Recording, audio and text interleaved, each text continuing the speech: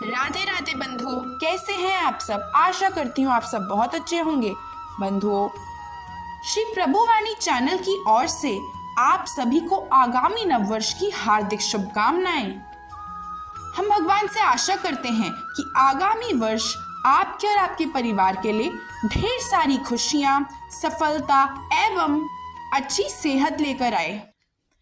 आज इस वीडियो में हम जानेंगे साल की पहली एकादशी यानी कि पौष पुत्रदा एकादशी से जुड़ी समस्त जानकारी, जैसे कि पूजा विधि, शुभ मुहूर्त एवं महत्व, व्रत पारण का सही समय और साथ ही साथ हम आपको बताएंगे एकादशी से जुड़ी पौराणिक कथा के बारे में भी। तो चलिए शुरू करते हैं। किंतु बंधुओं, वीडियो शुरू करने से पहले यदि आप हमारे चैनल पर नए और हमसे इसी प्रकार जुड़े रहना चाहते हैं तो आप हमारे चैनल को सब्सक्राइब कर लें, साथ ही साथ बेल आइकन को प्रेस कर दें, जिससे कि हमारे चैनल द्वारा बनाई गई वीडियोस की जानकारी आप तक पहुंचे सबसे जल्द। बंधुओं, वर्ष में 2 बार पुत्रदा एकादशी का व्रत रखा जाता है। एक तो पौष माह के शुक्ल पक्ष की तिथि को और वहीं दूसरी सावन माह की शुक्ल पक्ष की तिथि को।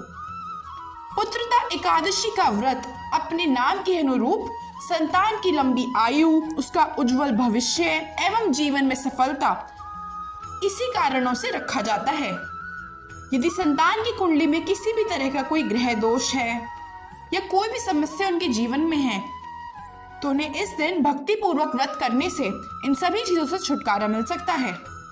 एकादशी के दिन भगवान विष्णु और माँ तुलसी की पूजा का अत्यधिक विधान है। साथ ही साथ अगर वैवाहिक दंपति इस दिन कृष्ण भगवान के बाल रूप यानी कि लड्डू गोपाल जी की पूजा करते हैं तो उन्हें संतान दोष से जुड़ी हर एक व्यथा का समाधान मिल जाता है। तो चलिए अब हम सबसे पहले जान लेते हैं व्रत तिथि के बारे में। तो बंधुओं, पौष पुत्रदा एकादशी 2023 का व्रत रखा जाएगा 2 जनवरी यानी कि सोमवार के दिन। पौष माह के शुक्ल पक्ष की एकादशी 1 जनवरी 2023 को रात्रि 7:11 से शुरू होगी। वहीं यह तिथि समाप्त होगी अगले दिन यानी कि 2 जनवरी 2023 रात्रि 8:23 पर। वहीं व्रत का पारण किया जाएगा 3 जनवरी को प्रातःकाल 7:16 से 9:22 तक। चलिए हम इसके साथ ही जान लेते हैं पौत्र पुत्रदा एकादशी से जुड़े कुछ व्रत नियम एवं पूजा विधि के बारे में। यदि आप इस एकादशी का व्रत करना चाहते हैं तो आपको इससे जुड़े नियमों का पालन दशमी तिथि से ही करना पड़ेगा, यानी कि आपको दशमी तिथि के दिन से ही सात्विक भोजन शुरू कर देना चाहिए। मांस, मदिरा, प्याज, लहसुन इत्यादि से परहेज रखना चाहिए। मसूर, टमाटर और खास करके चावल का भी आप परहेज करें। और दशमी तिथि के दिन सूर्यास्त के बाद आप ध्यान रखें कि आपको नमक का एवं भोजन का सेवन नहीं करना है। और अगली सुबह यानी कि एकादशी के दिन आप ब्रह्म मुहूर्त में उठें, अपने स्नान आदि से निवृत्त हो। ध्यान रखें बंधुओं कि आपको अपने स्नान के जल में गंगा जल जरूर मिलाना है, इसका बहुत विधान है। उसके बाद आप भगवान सूर्य देव को जल अर्पित करें और भगवान विष्णु के समक्ष शुद्ध घी का दीप प्रज्वलित करें और व्रत का संकल्प भी लें। उसके पश्चात आप भगवान विष्णु का पंचामृत या फिर कच्चे दूध इत्यादि से अभिषेक करें, उनका स्नान करें। उसके बाद आप उन्हें पीले वस्त्र धारण कराएं, पीले वस्तु का ही भोग लगाएं और पीले पुष्प चढ़ाएं। उसके बाद भक्ति पूर्ण भावना से आप भगवान की आरती एवं एकादशी व्रत की कथा कहिए, जो भी हम आपको आगे बताएंगे।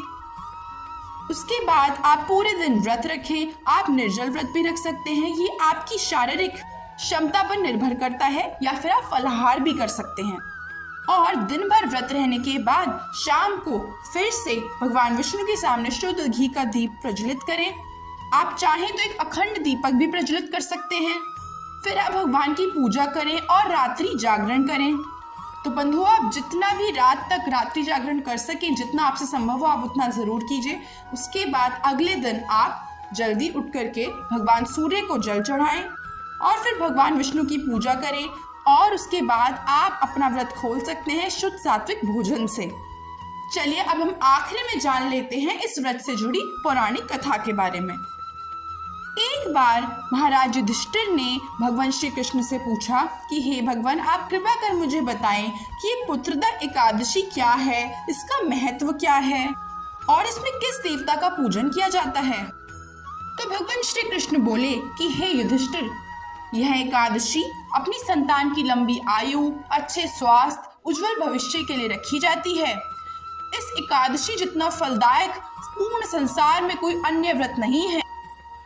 अब मैं तुम्हें इसकी कथा सुनाऊंगा, तुम इसका श्रवण ध्यानपूर्वक करना। भद्रावती नामक सुंदर नगरी में सुकेतुमान नाम के राजा राज किया करते थे। उनके कोई पुत्र ना था। उनकी पत्नी का नाम सैव्या था और इस दुख से वह बहुत ही चिंतित रहती थी। राजा हमेशा चिंतित रहता, यही सोचता रहता कि मरने के बाद उसका पिंडदान कौन करेगा। वह बहुत दुखी रहने लगा। एक समय तो ऐसा आया जब उसने आत्महत्या के बारे में सोचा, किंतु इसे महान पाप मानकर उसने ऐसा कदम ना उठाया। इसी दुख में विचलित वह घोड़े पर बैठ जंगल की ओर निकल गया। उसने देखा कि जंगल में शेर, बंदर, हाथी इत्यादि विभिन्न प्रकार के जानवर सब विचरण कर रहे हैं। वन के दृश्यों को देख राजा सोच विचार में लग गया। इसी प्रकार आधा दिन बीत गया। वह सोचने लगा कि उसने अपने पूर्ण जीवन में कई यज्ञ किए, उन्होंने कभी भी महान ऋषियों का अनादर नहीं किया, लेकिन तब भी उसके जीवन में यह दुख क्यों? यह सब सोचते हुए उसे काफी समय हो चुका था। अब वह भूख एवं प्यास से काफी विचलित हो उठा और पानी की तलाश में इधर उधर फिरने लगा। थोड़ी ही दूर राजा ने एक सरोवर देखा। उस सरोवर के निकट ही काफी ऋषि मुनियों के आश्रम भी बने हुए थे। तो वह अपनी दाहिनी आंख को फड़कता देख इसे एक सही चीज का शगुन मान अपने घोड़े से उतरा और ऋषि मुनियों को दंडवत प्रणाम कर उनके निकट जा बैठा। इस पर ऋषि मुनियों ने कहा कि हे राजन, हम तुम पर अत्यंत प्रसन्न हैं, तुम्हारी क्या इच्छा है हमें बतलाओ। इस पर राजा ने कहा, हे भगवान, आप कौन हैं और किस लिए यहाँ आए हैं, कृपया कर मुझे बताएं। इस पर ऋषि मुनियों ने कहा कि हे राजन, आज संतान देने वाली महायोगिनी पुत्रदा एकादशी है। हम लोग विश्व देव हैं और इस सरोवर में स्नान करने हेतु आए हैं। इस पर राजा ने कहा कि हे महान ऋषियों, मेरे भी कोई संतान नहीं है। यदि आप मुझ पर प्रसन्न हैं तो कृपा कर मुझे पुत्र वरदान दीजिए। इस पर महर्षियों ने कहा, हे राजन, आज अचर पुत्रदा एकादशी है, आप इसका व्रत करें। विष्णु भगवान की कृपा से आपको भी एक पुत्र की प्राप्ति अवश्य होगी। मुनि के वचनों को सुनकर राजा ने उसी दिन एकादशी का व्रत किया और द्वादशी को उसका पारण किया। इसके पश्चात वह मुनियों को प्रणाम करके अपने महल को वापस आ गया। कुछ समय व्यतीत हो जाने के बाद रानी ने गर्भ धारण किया और 9 महीने बाद उन्होंने एक तर पुत्र को जन्म दिया। वह राजकुमार अत्यंत ही यशस्वी, शूरवीर और प्रजापालक बना। तब भगवान श्री कृष्ण बोले कि हे राजन, पुत्र प्राप्ति के लिए पुत्रदा एकादशी से महान उपाय और कोई नहीं। जो भी मनुष्य इस महात्म्य को पढ़ता या सुनता है उसे अंत में वैकुंठ धाम की प्राप्ति होती है और उसकी सभी पाप नष्ट हो जाते हैं।